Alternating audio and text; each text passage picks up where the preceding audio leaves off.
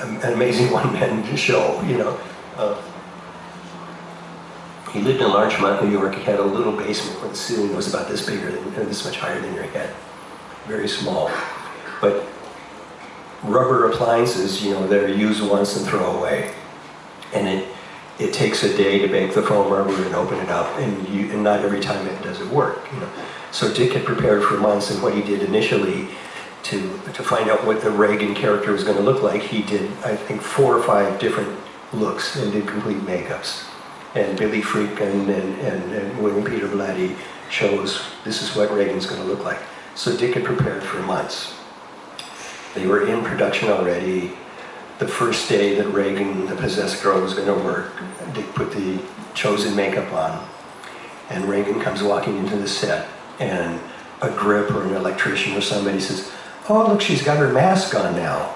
And Billy Friedkin goes, "That's too masky, do something else," you know. And Dick said, "Do something else? I worked for months on this. Is what we decided on, and you know, we're in production now. How am I going to do something else? I can't be in my basement, you know." And so I got a panic call from Dick Smith, and I was 20 years old, or 21 maybe, and he told me the story, and he said, "Would you be willing to fly to New York and live in my house and work in my basement and help me do this?" And it was like, yeah, you know, I was packing my bag, going, yeah, let me think about this, you know. And, yeah, I mean, that was a no-brainer, you know. So, and I was outraged that someone would question something that Dick Smith did, you know.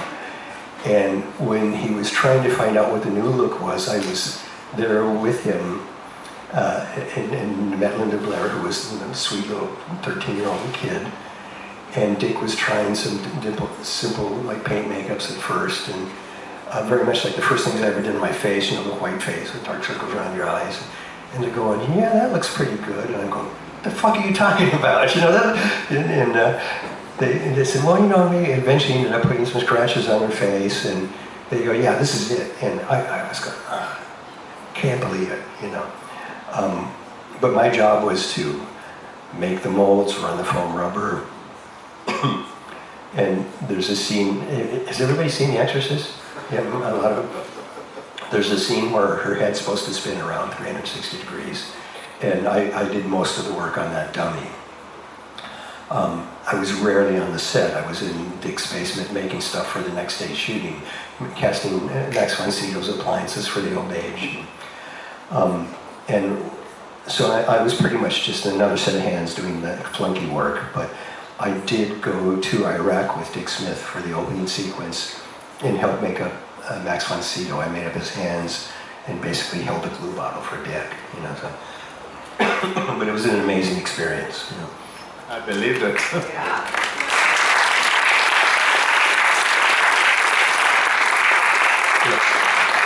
And one more thing to say about that. When I saw the film, which was an event when it came out, and I was blown away by the movie, and I thought it was great filmmaking. And in fact, they were right to change the makeup. The makeup that Dick originally did wouldn't have worked as well. And so I put that away. But, you know, sometimes directors know what they're talking about. So let's talk about